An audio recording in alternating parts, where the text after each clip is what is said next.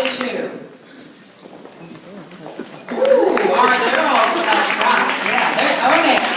1 to 2. All right, so 2 to 3. All right, so you'll kind of see them come up later, and you'll go, okay, 2 to 3 years. That's what I need to do. How about more than that? Anyone more than that? Caroline, is that 4? No, just 3 and 3 months. 3 and 3 months, so Caroline. All right, anyone else beyond 4 plus? Okay, that makes me the oldest rapper. I'm surprised you can see me. I should be invisible by now. Who feels like their hands should be invisible by now since they rap so many people? Oh, this guy in the back. He goes, yes. I've rapped so many people. I just remember so many times just having rap parties and being in the bathroom and being in the back room, being in the bedroom, being everywhere rapping. I have built this business the same way that I'm coaching and teaching you how to build it. I would never ask you to do something I haven't done. And I just love what we do. I absolutely love it. I get so excited over results. And the product has never failed me. Never failed me. It might take a couple of times, but it always works. Isn't that fascinating? So, how many moms in the house? How many moms? Lots of moms. And something up here, a lot of you have a lot of kids. I don't know what it is, but I'm glad, Wendy, that we grew up in Virginia. Because we cut it off about 2 or 3, right, in Virginia. But I love that. You know, the reason I'm standing here today is because I'm a mom, first and foremost. You know, I had the opportunity to go to college, very blessed, and to get out with a degree in business education, teaching 11th and 12th graders. Well, after a student taught, I said, no, this is not what I want to do. They don't listen to me. And some of them are bigger than I am, and I'm a pretty tall girl. And so I decided that I would get a different career path, and about that time, IBM computers, the personal tabletop, desktop computers came out. And I know a lot of you don't remember that, but it was a big, big deal because we were going to replace the Selectric typewriters. Isn't that crazy? And so the drive on these computers were an 8-inch floppy drive, and since some of you are holding an iPad, it was the size of the iPad. We take one in and take one out, and take one in and take one out. That's how we stored our information. Well, I sold them all over Virginia. That's where I was living at the time. And they were very expensive. And we would put them in law offices. We would put them in county offices. We would put them in banks and the railroads. And I did so well. I was earning so much money in the 80s as a female in corporate America. And I was doing extremely well. But there was an issue with it. I was working all the time, 60 plus hours a week, getting a lot of training, but you had to really stay on top of your game. And Adam was born in 1984. He's 29 now, and my whole world shifted. I no longer enjoyed that job. See, I had to drop him off at daycare, and I cried almost every day because I didn't want to leave him with somebody else. It was really, really hard. Anybody going through that right now? That's a hard thing to do. I had a great daycare keeper, and she was awesome. She kept a lot of the kids in the office, and I felt comfortable with her, but I just didn't enjoy it. And so when Dave and I made a decision that we would have another child, I decided that I would be the stay-at-home mom, that I would come home. Even though we cut our income in a little bit more than half, it was just important for me, and I loved it. So I came home in 1984 when Kay was born, and for 7 years, I stayed home with the kids, and I had a ball. And then when Kay entered kindergarten, Dave started saying that word, that job word. You need to get one. You need to get a job. He said, before you know it, they're going to be going to college, and they're going to be getting married. And you know that's already happened. And I thought I was a brilliant mom. I spaced them out just far enough so they go to school separately when they hit college. But Adam decided he would wait and go with Kay. I if that was a conscious decision or just a payback decision. I'm not sure. But anyway, they ended up going to VCU in Richmond, Virginia at the same time. And we told them we would give them a full ride, that they would be able to enjoy college through us as long as they made the grades. And because of this, we were able to do that. But Dave was right. See, Dave and I met in 1974 and got married 6 years later, had 2 children, had a great life. And then he kept hounding me about that job. So I said, all right, if I'm going to get a job, I'm going to do what I normally do, is I write everything out exactly how I want it to play out. So I said, okay, I'm going to write out a job description. Now this is what it's going to look like.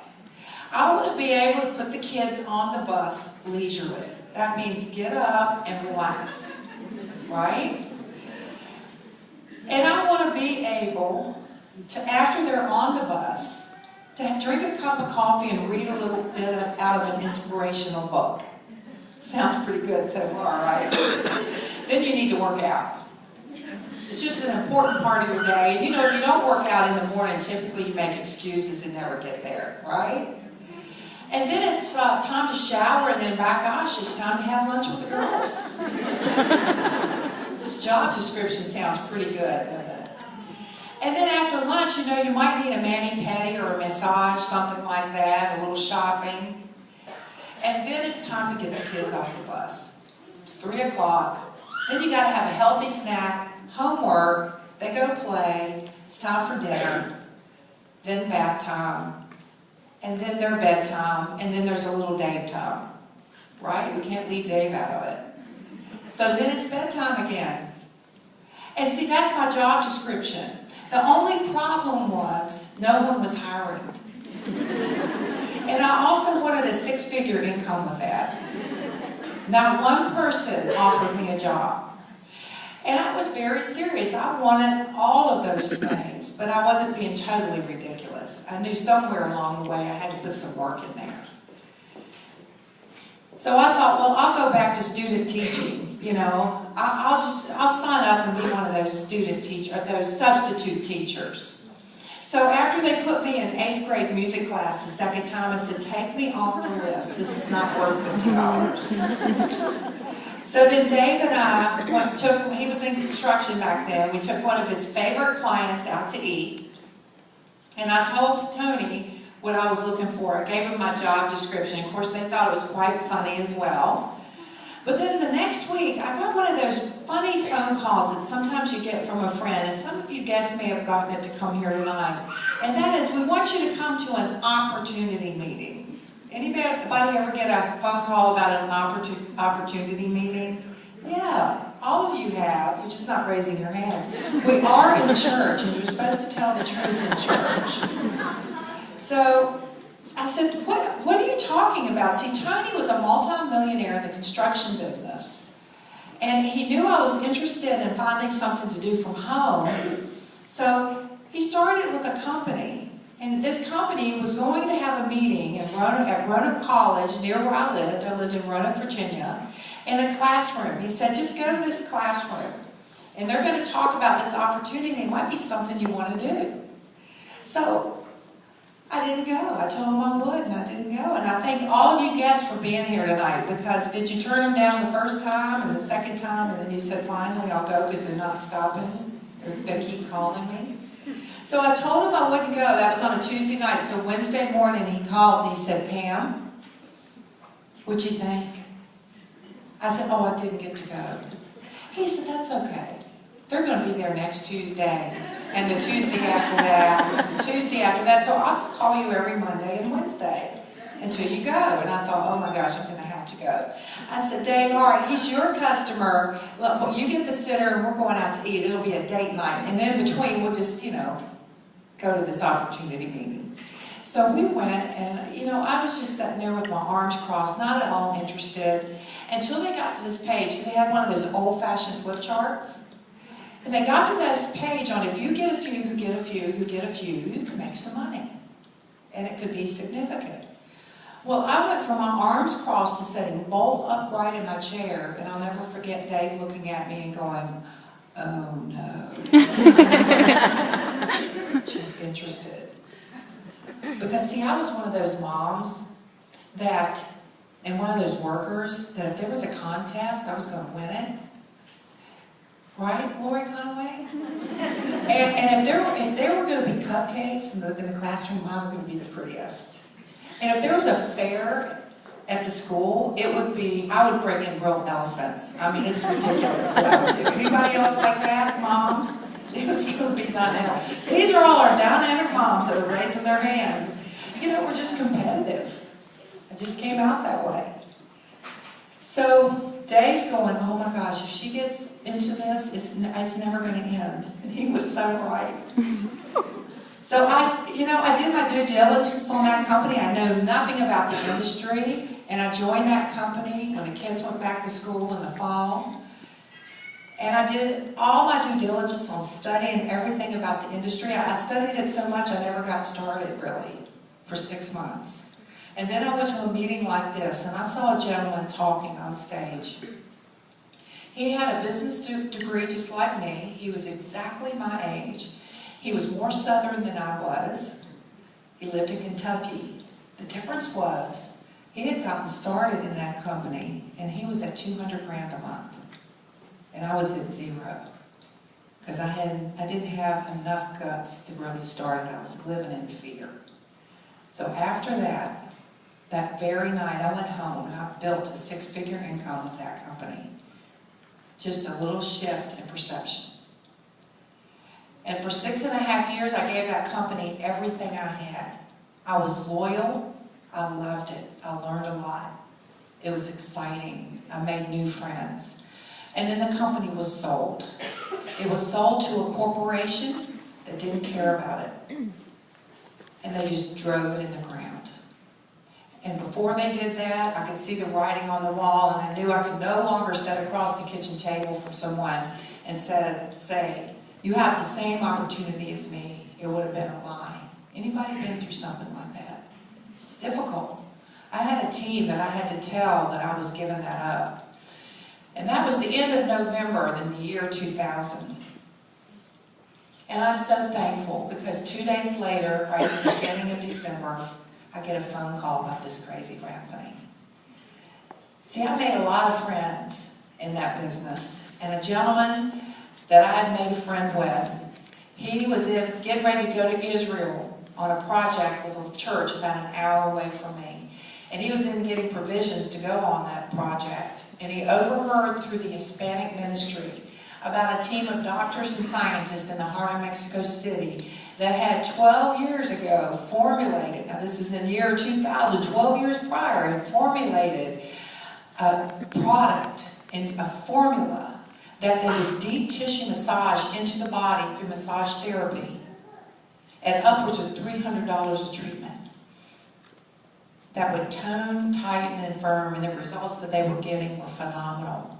And see, this was a pharmaceutical company with a cosmeceutical and a nutraceutical division. So they did something pretty ingenious. They walked over to the pharmaceutical side of that business, and they took that little estrogen patch, you know, that little smoker patch, that little square. They went to the patch manufacturer and they said, we want to engineer and design a patch that we could pretty much place anywhere on the body from the neck down. We want to be able to put this formula on it, and we want to fold it up to where the formula is all on the inside of that cloth. And then we want to put it in a baggie, and we want to keep it fresh for a year. Can we do that? They fooled around with it enough to get it right.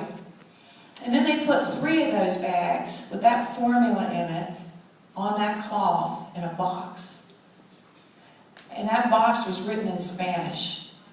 And that box was pink, a little bit of purple, and some blue. Aren't you glad we changed our colors? You're going to be in black, green, and a little bit of bling before you know it. It's better than purple, pink, and blue. Right, guys? Right? So, here I am, overhearing a conversation. He had overheard a conversation. He called me about it, and I said, are you kidding?